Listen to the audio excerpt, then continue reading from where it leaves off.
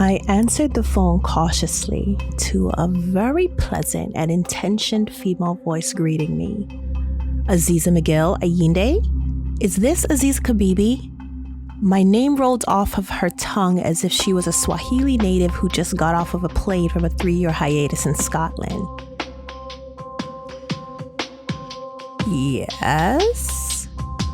I said with apprehension. Who's calling?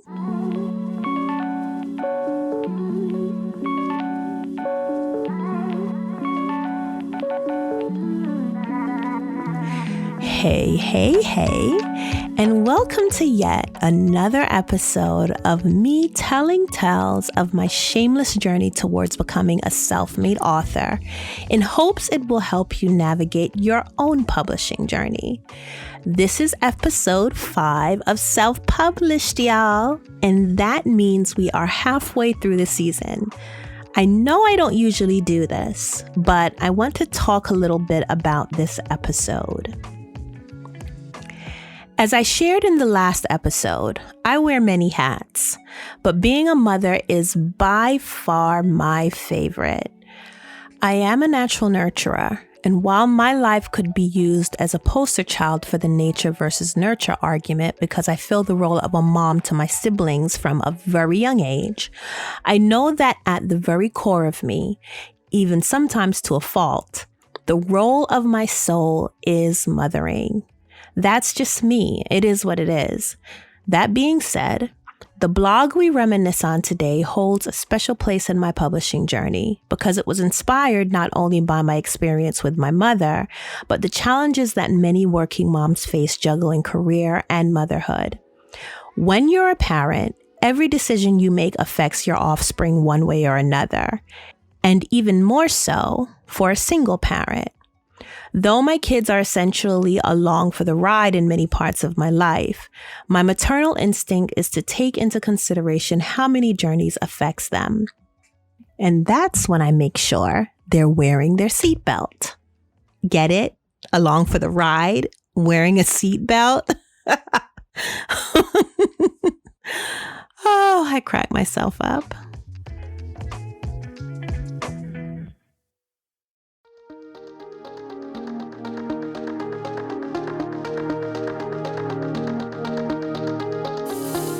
The blog post, August 14th, 2013. Maternal instinct. I love being a mother. I love everything about it. I enjoy being pregnant, after the morning sickness stage, that is. I'm excited about giving birth. I adore breastfeeding, and I'm passionate about raising children. I was given a lot of responsibility at a young age, and I am the eldest of a whole lot of siblings. But even before my parents burdened me with the care of my brothers and sisters, I wanted to nurture them before I was even old enough to know what the word meant. I brushed my brother's hair when he was a baby. I was only 2. I begged my mom for opportunities to change my little sister. I was 4. And by the time I was 9, my parents would leave me home for hours with 3 children and an infant to take care of. I believe my maternal instinct is God-given and not necessarily a conditioned behavior. On a daily basis, I am surrounded by adults in progress, which include my own offspring and all of their friends. I'm known to them as Mommy or Z, and my home is the place to go to for advice, fresh cookies, or to take a load off. Z's house is also the only place that some parents on my block will allow their children to stay past their curfew. Now, like any other human being, I have my Calgon moments. But I think my affinity towards and high tolerance of young people is because I didn't really have a childhood of my own. I remember when I was 12, I asked my mother if because she and my father got married after I was born, did they only do so because she was pregnant? In my attempt to figure out why my parents treated me the way they did, I found it logical that my conception was to blame. I thought that maybe if I wasn't born, my parents would not have gotten married, and none of what me and my siblings went through would have happened. My mother never answered. Instead, she told me to stop asking stupid questions. I've long given up that idea, and now my mother answers every question I ask her, which brings me to my inquiry I posed to her tonight. After all that's happened, is there anything that she feels could have encouraged her to protect her children from her husband? To which she couldn't respond. I told her to think about it and get back to me. I've forgiven my mother, and though she's given excuses like fear and shame for her behavior, I have yet to learn why her maternal instincts didn't kick in. When she gets back to me, I'll let you know.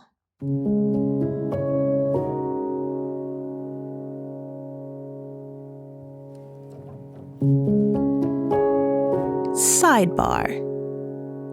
Even after writing 300 pages and processing the feedback I received from friends, professors, and potential publishers, more on that in another episode, I felt that my manuscript was far from ready to share with the world. Well, the fates thought otherwise.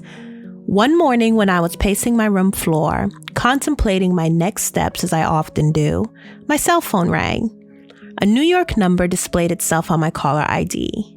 Now, I feel it necessary to mention that this was way before every Ralph, Isaac, and Malcolm could buy your cell phone number from the Tom, Dicks, and Harry selling them. So seeing a New York City area code that wasn't in my contacts definitely had me baffled. I answered the phone cautiously to a very pleasant and intentioned female voice greeting me. Aziza McGill Ayinde? Is this Aziza Kibibi? My name rolled off of her tongue as if she was a Swahili native who just got off of a plane from a 3-year hiatus in Scotland. Yes, I said with apprehension. Who's calling? Hi, it's so nice to talk to you. I'm a producer from Katie Couric's talk show Katie on ABC, and she learned about your story online. You are very brave to be so open about what happened to you, and we think our audience would find you very inspiring. Katie would love to have you on her show. Now, you know what's funny? The only thing I could think of was, how did this lady get my number? Vignettes and staging swirled through my head like I was blocking acts 1 through 5 of the play that was her search for my phone number. Never mind the fact that the Katie Couric, the journalist who I just did a presentation on as a trailblazer for women in journalism in my communications class, wanted to put me, Aziza Kibibi, on television. I mean, I decided my answer to that question as soon as she asked it. Duh, like, yeah. But really though, how'd this lady get my number?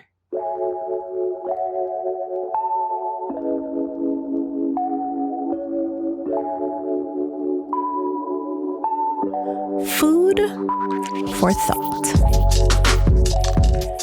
Here's a little something for your brain to nosh on.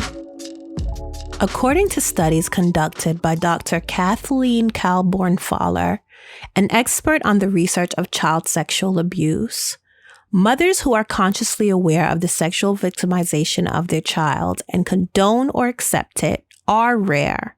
However, some mothers ignore signs of sexual abuse for a variety of reasons, or are preoccupied with matters other than their children's well-being.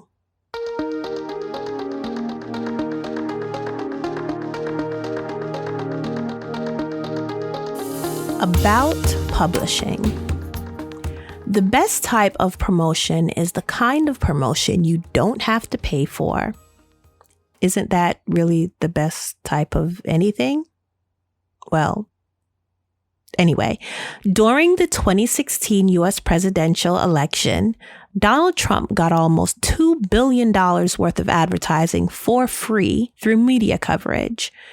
Every blog, article, tweet, meme, Instagram, and Reddit post published, be it negative or positive, served as promotion for his campaign. And that free promotion is why anyone in the public eye works so hard at keeping themselves relevant. So how does one who is not a reality TV star running for the highest office in America get in on this free promotion? Well, one way is to do what I did. Make yourself known on platforms that have anything to do with your field of interest and expertise. Comment on blogs and articles that pertain to the topic of your book or business. Reach out to the authors of those blogs to see if they have interest in collaborating or hearing your input. But make sure your social media profiles are populated with posts and information about your projects first, so that when others want to learn more about the person behind the comments on their favorite blogger's page, they can get a taste of what you're working on. I'll go into further detail in another episode, but with a little creativity, you can even inject yourself into conversations that don't directly relate to your topic. The Katie Show was a huge opportunity for me to raise awareness on abuse while promoting my book that had the same goal. Though my book wasn't complete, the producers of the show published an excerpt of the manuscript on Katie Couric's website, and I published a crowdfunding campaign to help pay for professional editing in hopes the exposure would garner donations. At this point, I was still focused on getting the attention of a traditional publisher, and I thought the more polished my manuscript was, the more appealing it would be. Though Simon & Schuster didn't come knocking on my door, I raised almost $2,000 to help pay for editing while creating a buzz for my impending memoir. Now, I do realize that my story isn't your everyday, I was born, I grew up, I became type of story. But the lesson I learned and I'm sharing with you now is to utilize as many outlets as you have access to. Essentially, you're playing a numbers game. When I was in network marketing, yes, I tried everything. Mary Kay, prepaid legal, and Primerica. That's insurance. One thing rang true through all the high fives and cold call parties was that only 10% of those who you expose your business or product to will take interest. And out of that 10%, 10% will buy. Now, there are exceptions to every rule, but the moral of the story is to get your stuff seen by as many people as possible. And until you have the funds to pay for promotion, do at least two things. Get creative and be open to possibilities, because that will help you create opportunities.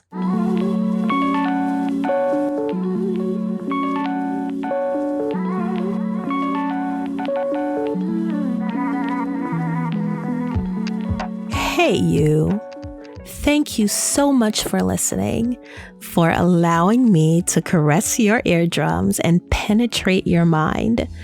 I just want to remind you, if you want to learn more about anything I share here, whether it be resources or inspiration, please follow me on Instagram and Facebook and subscribe to my YouTube channel for an even different perspective of my shameless journey as a self-made author. My handle is Aziza Kibibi on literally everything, but links are in the show notes just in case.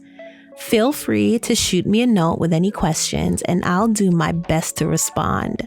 And remember to also check the show notes for other resources. And guess what? I have a code made especially for my listeners that will give you a discount off of my book, Unashamed Life Tainted, Volumes 1 and 2. Well, that's all for now. Until next time, be blessed, for you are a blessing.